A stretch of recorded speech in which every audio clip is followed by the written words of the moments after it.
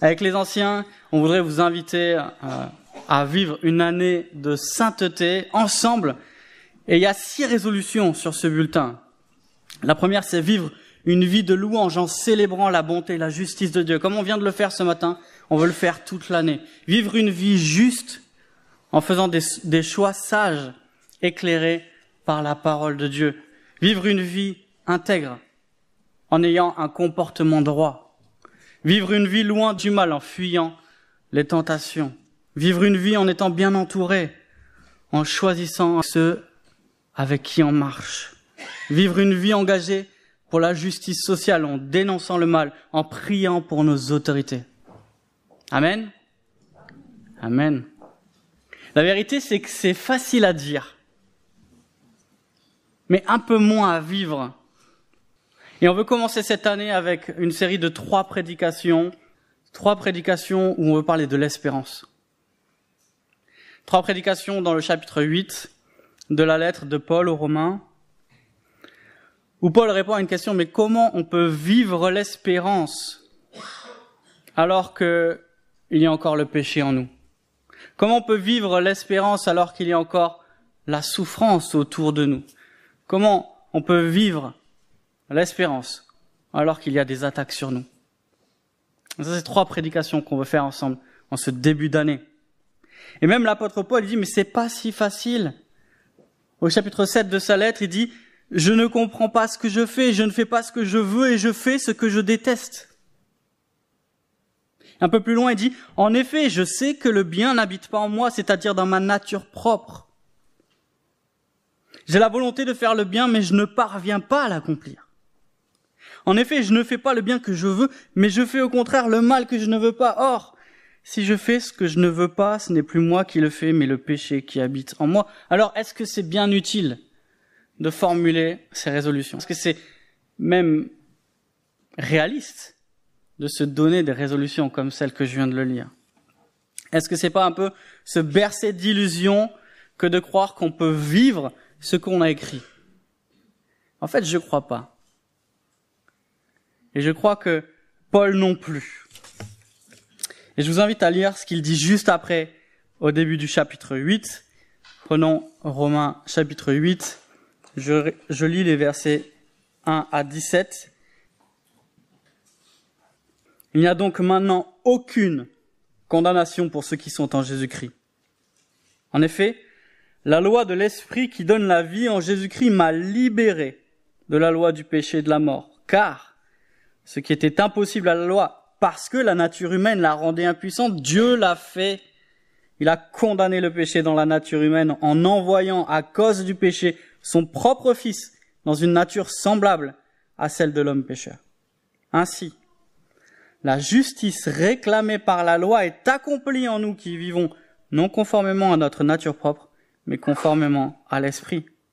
En effet, ceux qui se conforment à leur nature propre se préoccupent des réalités de la nature humaine, tandis que ceux qui se conforment à l'Esprit sont préoccupés par ce qui est de l'Esprit. De fait, la nature humaine tend vers la mort, tandis que l'Esprit tend vers la vie et la paix.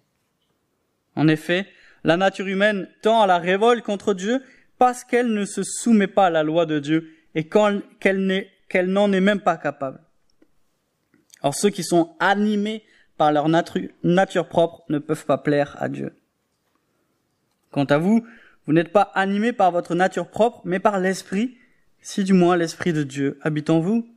Si quelqu'un n'a pas l'Esprit de Christ, il ne lui appartient pas.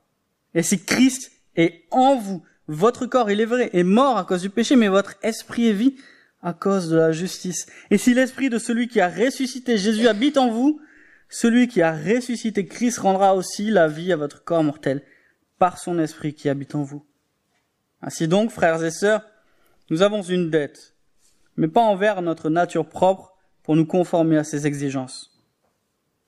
Si vous vivez en vous conformant à votre nature propre, vous allez mourir. Mais si par l'Esprit vous faites mourir les manières d'agir du corps, vous vivrez. En effet, tous ceux qui sont conduits par l'Esprit de Dieu sont fils de Dieu. Et vous n'avez pas reçu un esprit d'esclavage pour être encore dans la crainte. Vous avez reçu un esprit d'adoption par lequel nous crions « Abba, Père.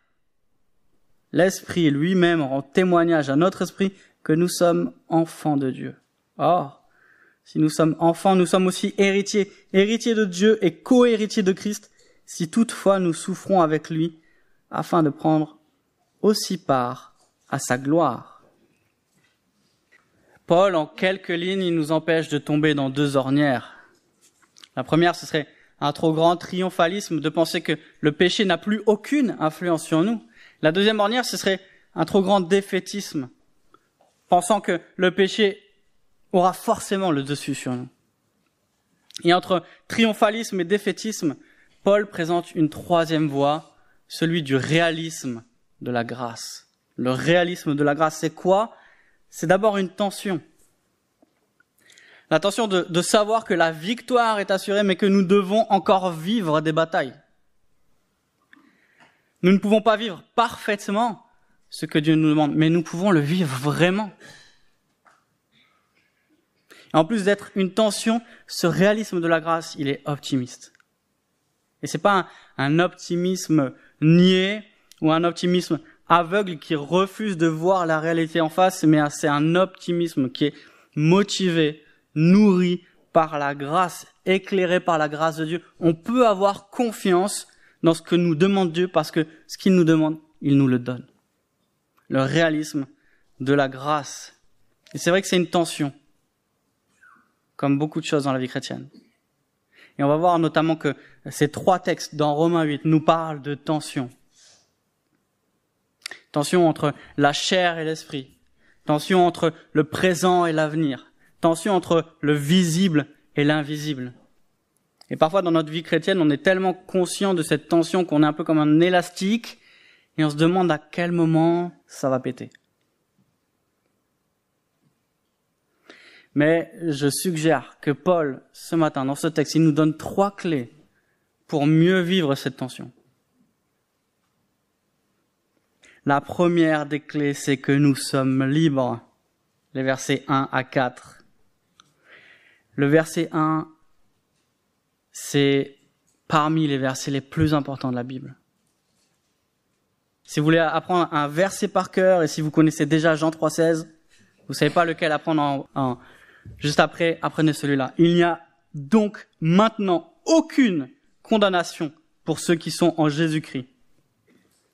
Et le grand prédicateur britannique Martin Lloyd-Jones a déclaré « La plupart de nos problèmes viennent de notre incapacité à réaliser la vérité de ce verset. » Et à l'inverse, quand on réalise la réalité de ce verset, notre vie chrétienne change. Il y a tout qui change. Notre vision du monde change. Notre vision de Dieu, notre vision sur nous-mêmes change. Pour ceux qui sont en Jésus-Christ, pour ceux qui sont unis à lui, il n'y a aucune condamnation. Le seul qui pouvait nous condamner, c'est Dieu. Et d'ailleurs, Paul avait commencé son épître comme ça pendant 3 chapitres. Il dit, tout le monde est coupable. Les Juifs, vous êtes coupables. Les non-Juifs, vous êtes coupables. Tout le monde, vous êtes coupables. Mauvaise nouvelle. Mais ensuite, la bonne nouvelle. Mais ceux qui placent leur foi en Jésus-Christ sont gratuitement justifiés. Par la grâce de Dieu, par le moyen de la foi. Le seul qui peut nous condamner est le seul qui peut nous justifier.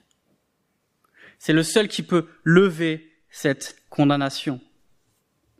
Et ce qui nous condamnait ici, dit Paul, le péché a été payé par Jésus. La condamnation n'existe plus parce que le prix a été payé. La justice de Dieu est satisfaite. Et Paul le reconnaît, mais nous, on ne pouvait pas remplir les exigences de la loi à cause de notre nature pécheresse, à cause de notre faiblesse. Mais ce que nous ne pouvions pas faire, Dieu l'a fait. Dieu a envoyé son Fils pour faire ce que nous ne pouvions pas faire. Dieu a pourvu. Et c'est là le cœur de l'évangile, c'est là le cœur de notre union à Jésus-Christ. Christ a pris sur lui ce qui était à nous et il nous a donné ce qui était à lui. Il a pris notre malédiction, il nous a donné sa bénédiction. Et on ne vit plus sous le regard d'un juge qui nous surveille et qui regarde à chaque tournant si on va bien se comporter, si on fait ce qu'il faut. On n'est pas en liberté conditionnelle où au moindre écart, le jugement retombe sur nous. Nous vivons en hommes et en femmes. Enfin, pas moi, certains. En hommes et en femmes libres. Nous sommes libres de toute condamnation. Il n'y a plus de condamnation, ni pour hier, ni pour aujourd'hui, ni pour demain, ni pour toujours. Pourquoi? Parce que tout a été payé en Jésus. Tout, mes péchés d'hier, les péchés que je commettrai aujourd'hui, les péchés de demain, ceux dont je ne suis pas conscient. Tout a été payé par Jésus-Christ. Plus aucune condamnation. Et ça nous libère aussi d'un sentiment de culpabilité qui peut être mal placé. C'est normal de se sentir mal parfois quand nous péchons. Et c'est même là la marque de l'œuvre de l'Esprit. C'est l'Esprit en nous qui travaille quand nous péchons pour nous faire ressentir cette honte. Mais cette honte n'est pas la culpabilité liée à notre condamnation. Cette culpabilité-là doit s'envoler parce que la condamnation a disparu. On peut vivre avec une conscience tranquille. Ne nous chargeons pas de péchés que Christ a déjà payés. Ne vivons plus sous ce joug de la condamnation qui n'existe plus pour ceux qui sont en Jésus-Christ. Ne nous accusons pas nous-mêmes alors qu'il n'existe plus de condamnation. On le verra dans le dernier texte. Personne ne peut nous accuser. Et s'il y en a qui nous accusent, nous avons un avocat auprès du Père. Quelqu'un qui dit non, moi j'ai payé.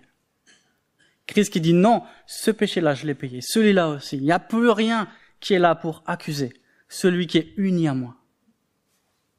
Ça nous libère aussi d'un besoin de se prouver. On n'a pas à prouver à Dieu qu'on mérite son amour. On n'a pas à faire des efforts pour que Dieu nous aime. Parce que c'est ça le message de l'Évangile. Dieu ne nous aime pas en vertu de ce que nous faisons ou de ce que nous pouvons faire, mais en vertu de ce que Christ a déjà fait. Maintenant, aujourd'hui, demain, pour toujours, son amour est là. Et son amour ne partira jamais. Et rien ne peut nous en séparer. Et parfois, on peut voir, parfois je peux voir ma relation à Dieu un peu comme l'examen du code de la route. Qui c'est qui est en train de passer son code ici? Les deux là? Ça va, vous le vivez bien? Ouais, bonne chance. Vous vous rappelez cette sensation? Alors peut-être ils s'en souviennent pas, ça fait longtemps, mais... Maintenant c'est 5 fautes. Toujours 5 fautes. On se prépare pendant des mois. À un moment donné, on est un peu hésitant, mais on se dit, ça peut passer. Et puis on est là le jour de l'examen et on espère franchement ne pas faire 5 fautes. On veut pas être recalé. On veut pas faire la faute de trop. Et parfois on pense qu'avec Dieu, après 5 fautes, Dieu nous met de côté. Et on voit un peu chaque péché comme quelque chose qui nous rapproche de la disqualification. Mais il n'y a aucune disqualification pour ceux qui sont en Jésus-Christ. On peut vivre avec l'assurance qu'après chaque faute, on peut revenir devant Dieu. On peut revenir devant Dieu parce que c'est lui-même qui s'est engagé en son nom à nous pardonner. Parce qu'il est fidèle et juste, il pardonne celui qui s'approche de lui à chaque fois. 5 fois, et 5 fois, et 5 fois, et 5 fois, et 5 fois. Jusqu'à la fin. Aucune disqualification pour ceux qui sont en Jésus-Christ. Deuxième clé, nous sommes vivants. Les versets 5 à 13. Paul nous dit par notre union à Jésus-Christ, quand nous plaçons notre foi en Jésus-Christ, nous sommes unis à lui. Et par cette union, nous sommes libérés de la condamnation. Mais on est aussi libéré de la domination du péché.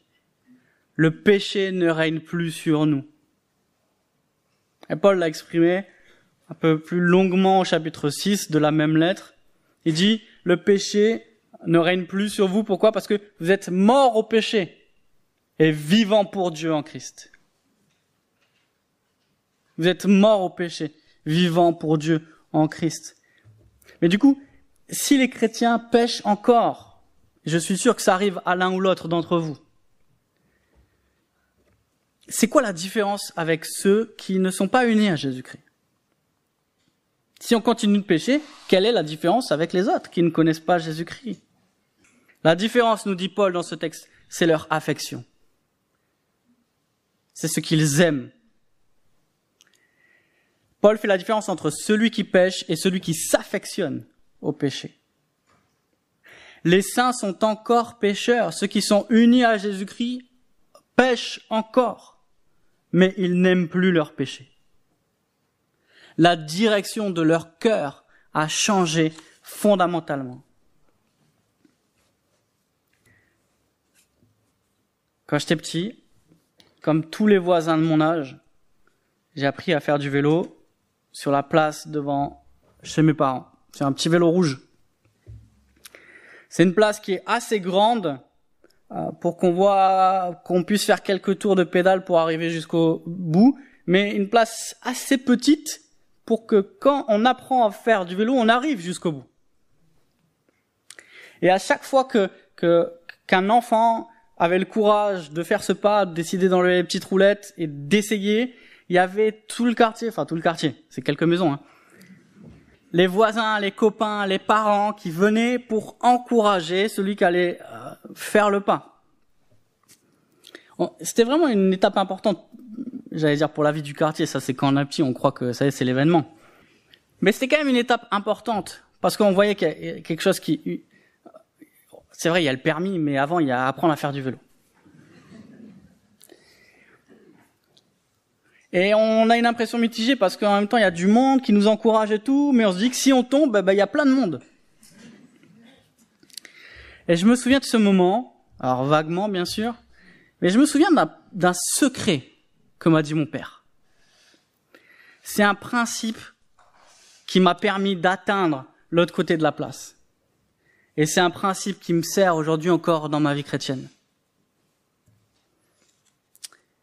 Il m'a dit, là où tu regardes, tu te diriges. Là où tu regardes, tu te diriges. Ça a changé ma conduite à vélo. Parce qu'avant, je faisais quoi? Je regardais le sol. Mais il fallait que je regarde loin, là où je voulais aller. Nous allons où nous regardons. C'est ce que dit Paul. Ce qui occupe notre cœur va conduire notre vie. Ce qui occupe notre cœur va conduire notre vie. C'est quelque chose qui revient souvent chez lui. En Colossiens, une autre lettre qu'il a écrite, il appelle les chrétiens à nous attacher aux réalités d'en haut et à non celles qui sont sur la terre.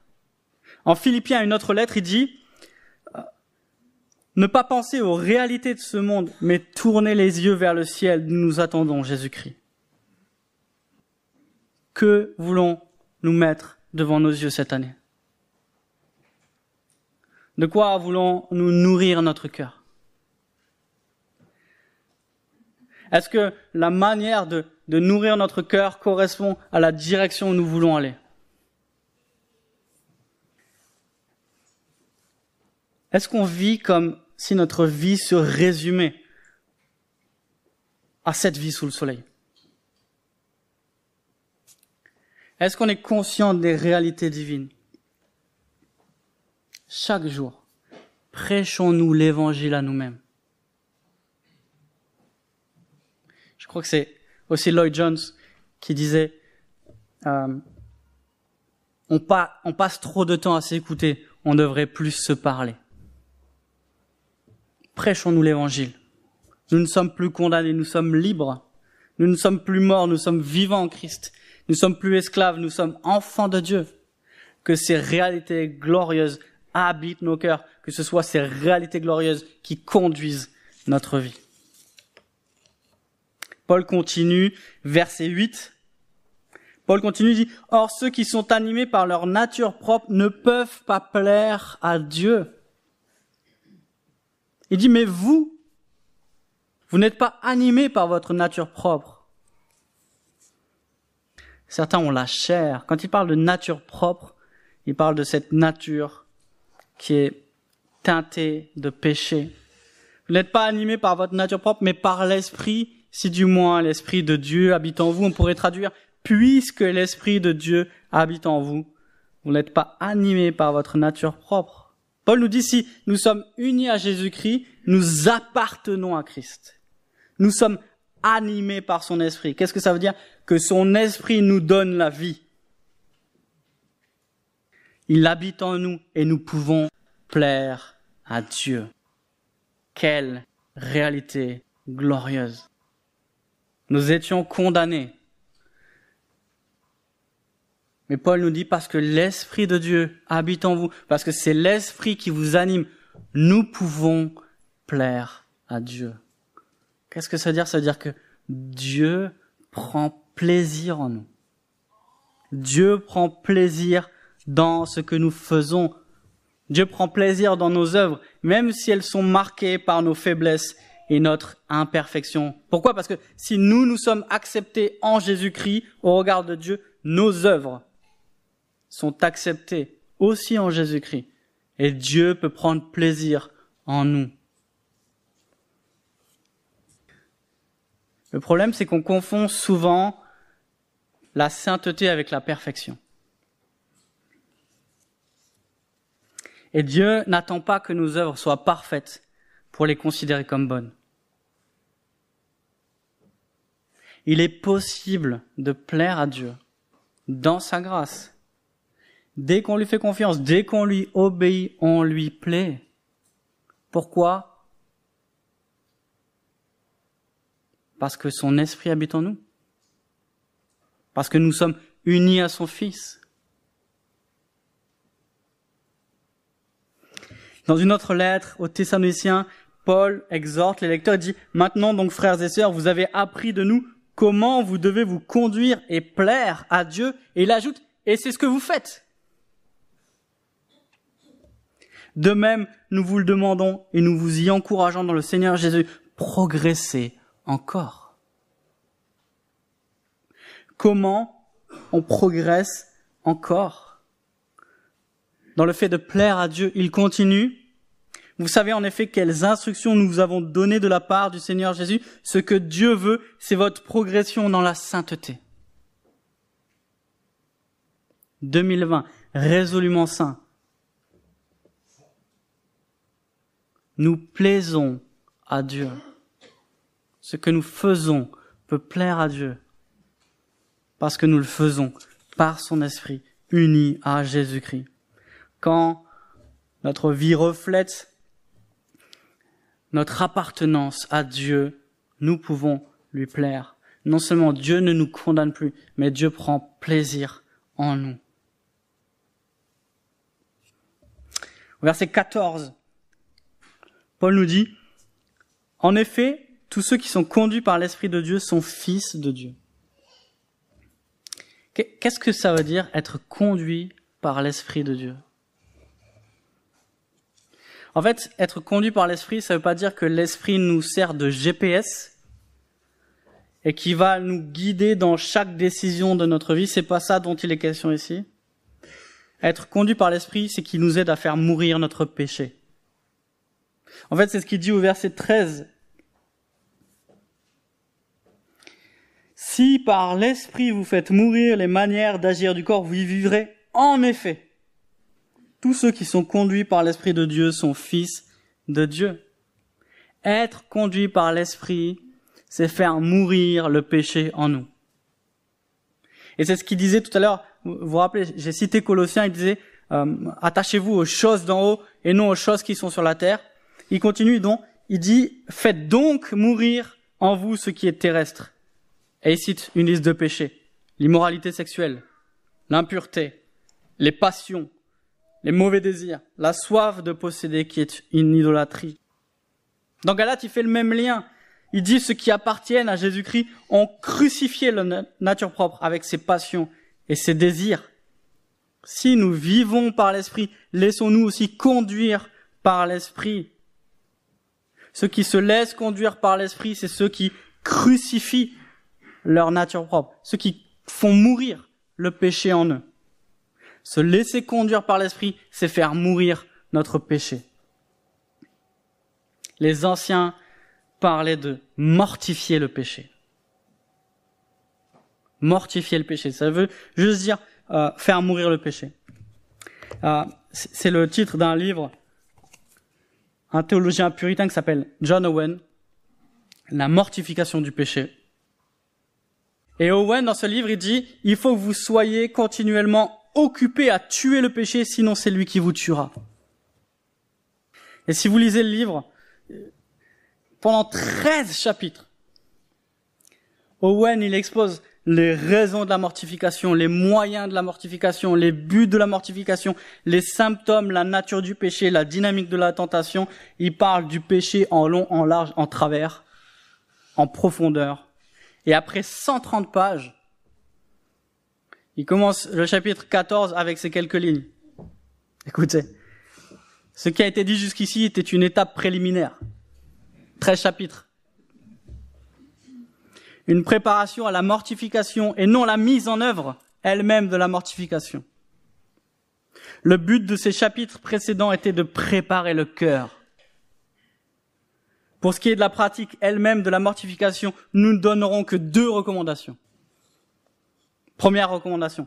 Pour mettre à mort votre péché, mettez votre foi en Christ. Deuxième recommandation. Soyez conscients du rôle que joue le Saint-Esprit dans votre mortification et des effets qui lui sont propres. En un mot, l'ensemble de cette œuvre à laquelle nous sommes appelés est entièrement accompli en nous par l'Esprit de Dieu. Il passe 13 chapitres en disant, voilà comment marche le péché, voilà ce que vous voulez faire, attention à la tentation, elle fait ça, elle prend ce chemin, attention, veillez sur ça, tuez le péché, tuez le péché, tuez le péché, mettez des barrières, soyez sans relâche, lâchez rien, traquez-le, faites des efforts, et à la fin il dit, mais tout ça en fait c'est l'œuvre de l'Esprit.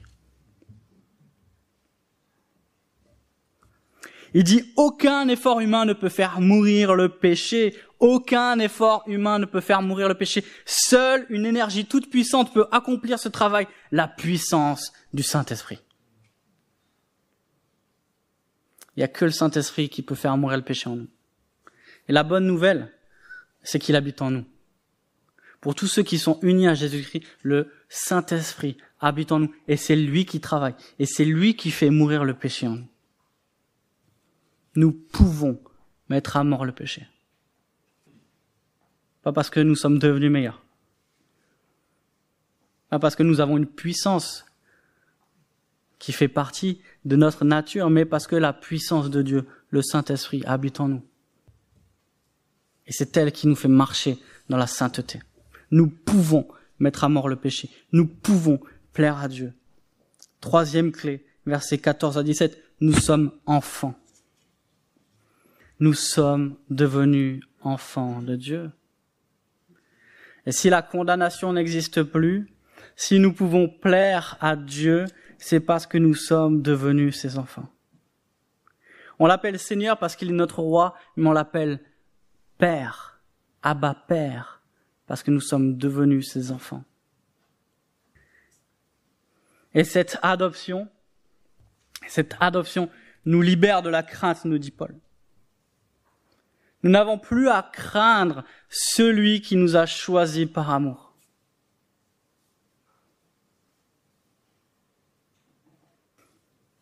Un de mes plus grands chocs quand j'étais adolescent, c'était que j'avais tanné un gars pour essayer son scooter tout neuf.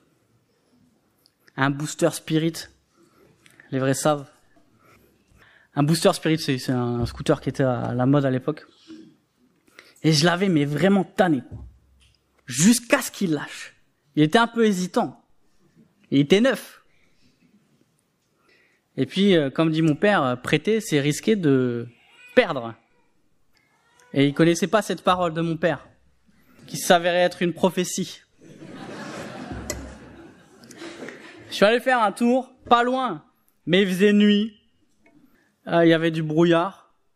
Et je sais pas comment, alors que j'étais dans une ligne droite, j'ai fini dans le fossé. Le scout éclaté. Je sais même pas comment je suis rentré chez moi. Rien de bon. Et je craignais vraiment la réaction de ce gars qui m'avait prêté son scooter, le pauvre. Mais je craignais encore plus la réaction de mon père. Et je me rappelle, il y avait mes grands-parents qui étaient là. Et c'était dans le salon, moi j'étais sorti, c'était le week-end. Et puis je dis, papa, faut que je te parle. Et puis on monte. Et puis j'étais pas bien, j'étais en larmes. Et je dis, voilà, un gars il m'a prêté son scooter, je l'ai éclaté, il est mort le truc. Et il m'a dit, et toi, est-ce que t'as quelque chose? J'ai dit non. Il m'a dit, alors ça va?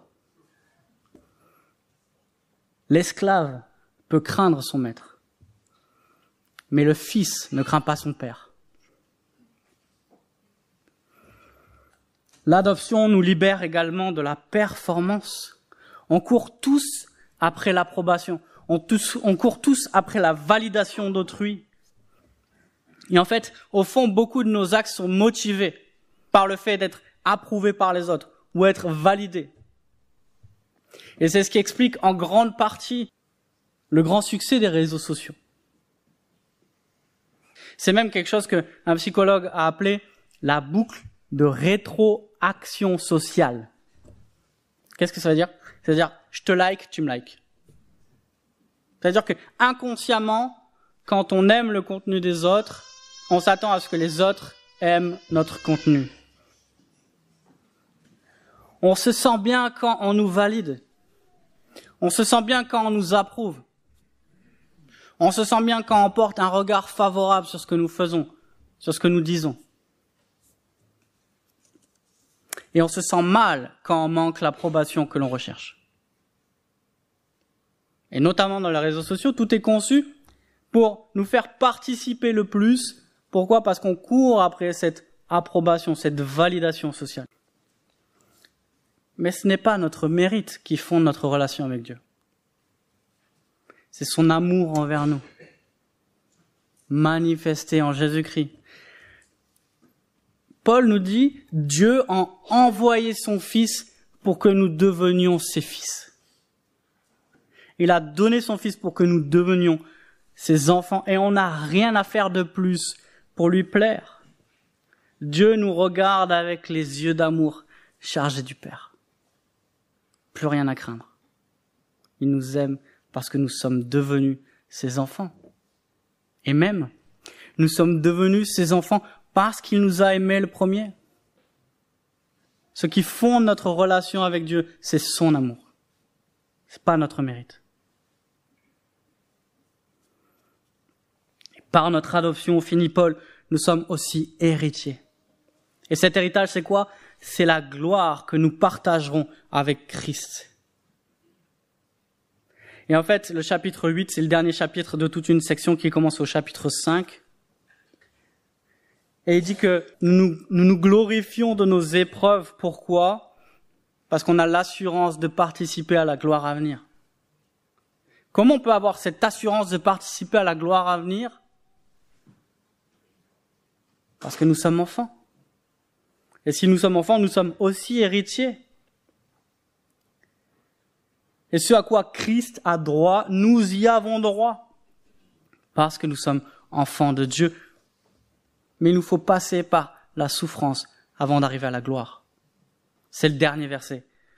Si nous sommes enfants, nous sommes aussi héritiers, héritiers et co-héritiers de Christ. Si toutefois nous souffrons avec lui, afin de prendre aussi part à sa gloire. Pour arriver à la destination gloire, il faut passer par le chemin souffrance. Et comment on peut garder notre espérance sur ce chemin de la souffrance? Comment même on peut donner les raisons de notre espérance à ceux qui nous le demandent, comme dit Pierre? Comment on peut donner ces raisons de l'espérance si on vit dans la souffrance? Ça, c'est ce qu'on verra dans 2 semaines ensemble. Notre mot d'ordre pour 2020, c'est résolument saint. Au début, on se demandait est-ce que c'est réaliste? Est-ce que c'est pas illusoire? En fait, ça dépend pourquoi et comment.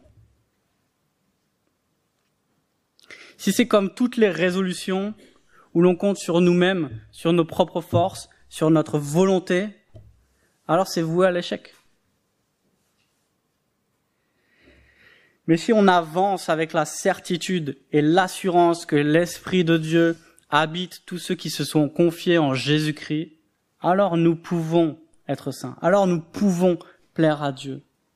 Alors nous pouvons marcher dans ses voies. Et c'est vrai qu'on vit une tension. La tension dont je parlais au début, elle n'a pas disparu. C'est une vraie tension. Mais on peut la vivre. On peut continuer à lutter contre notre péché parce que nous avons été libérés de la condamnation. Conduits par l'Esprit, marchons notre nouvelle vie. J'aimerais prier à partir de Colossiens 1, 9 à 14. Je prie pour nous tous. Prions. Père Céleste, nous te demandons de nous remplir de la connaissance de ta volonté. En toute sagesse, en toute intelligence spirituelle, pour que nous marchions d'une manière qui est digne de toi, que nous puissions te plaire entièrement. Seigneur, fais-nous porter des fruits de toutes sortes d'œuvres bonnes, fais-nous progresser dans la connaissance de toi, fortifie-nous par ta puissance glorieuse, de sorte que nous soyons toujours persévérants et patients. Père Céleste, nous voulons t'exprimer notre reconnaissance, parce que tu nous as rendus capables de prendre part à notre héritage. C'est toi qui nous as délivrés de la puissance des ténèbres. Tu nous as transportés dans le royaume de ton Fils bien-aimé, et par lui tu nous as rachetés, et tu nous as pardonné de nos péchés. À toi soit la gloire et l'honneur. Amen.